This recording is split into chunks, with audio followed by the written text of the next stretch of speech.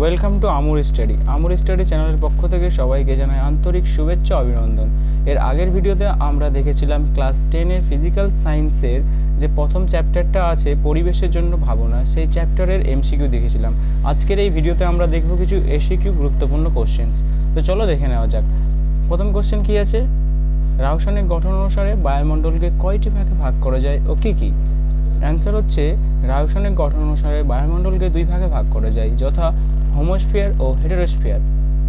Next question হচ্ছে উষ্ণতার তারতম্য ও উচ্চতার ভিত্তিতে বায়ুমণ্ডলকে কয়টি ভাগে ভাগ করা যায়? অ্যান্সার হচ্ছে 5 ভাগে ভাগ করা যায়। কী কী? 1 নম্বর ক্ষুদ্রমণ্ডল বা ট্রোপোস্ফিয়ার, 2 নম্বর শান্তমণ্ডল বা স্ট্র্যাটোস্ফিয়ার, 3 নম্বর হচ্ছে মেসোস্ফিয়ার, 4 নম্বর থার্মোস্ফিয়ার, 5 নম্বর এক্সোস্ফিয়ার। নেক্সট কোশ্চেন কি আছে? নেক্সট কোশ্চেন আছে যে বায়ুমণ্ডলের প্রধান 3টি গ্যাসীয় উপাদানের নাম লেখো। কি কি? নাইট্রোজেন, অক্সিজেন আর আর্গন। তারপরে কোশ্চেন কি দিয়েছে যে ভূপৃষ্ঠ থেকে কত উচ্চতা পর্যন্ত বায়ুর অস্তিত্বের প্রমাণ পাওয়া যায়? অ্যান্সার হচ্ছে 1000 কিলোমিটার হবে। নেক্সট কোশ্চেন আছে মেরু অঞ্চলের ট্রোপোস্ফিয়ারের উচ্চতা কত? 5 থেকে 6 কিমি। তারপরে কোশ্চেন আছে বায়ুমণ্ডলের কোন স্তরকে ক্ষুদ্রমণ্ডল বলা হয়? অ্যান্সার হবে ট্রোপোস্ফিয়ার। নেক্সট কোশ্চেন আছে ট্রোপোস্ফিয়ারকে ক্ষুদ্রমণ্ডল বলা হয় কেন?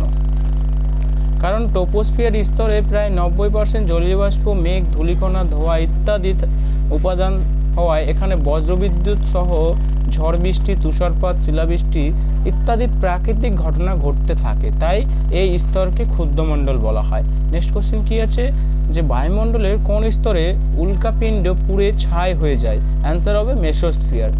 নেক্সট কোশ্চেন কি আছে যে থার্মোস্ফিয়ারের সর্বোচ্চ উষ্ণতা কত? অ্যান্সার হবে 1200 ডিগ্রি সেলসিয়াস। তারপরে 10 নম্বর কোশ্চেন কি আছে যে ওজোনস্ফিয়ার কোন রশ্মিকে শোষণ করে? অ্যান্সার হবে সূর্য থেকে আগত অতিবেগুনি রশ্মি শোষণ করে।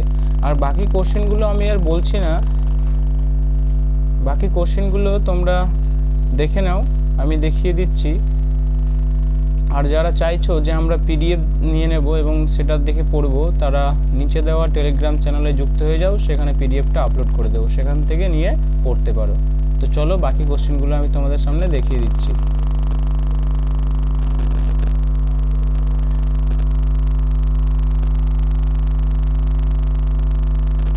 আর যারা চ্যানেলটি সাবস্ক্রাইব করোনি তারা তাড়াতাড়ি সাবস্ক্রাইব করে নাও, কারণ তোমাদের প্রতিদিন একটা করে নোট আপলোড হতে থাকবে এই চ্যানেলে। তো সাবস্ক্রাইব করে নোটিফিকেশন বাটনটা অন করে দিলে সবার প্রথমে তোমার কাছে ভিডিওটা গিয়ে পৌঁছে যাবে।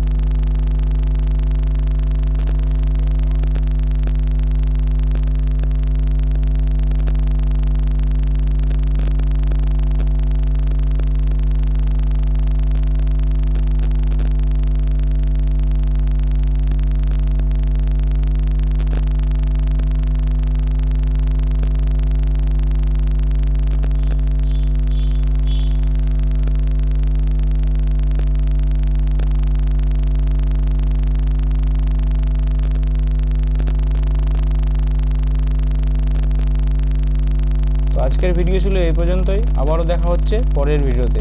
সবাই ভালো থেকো।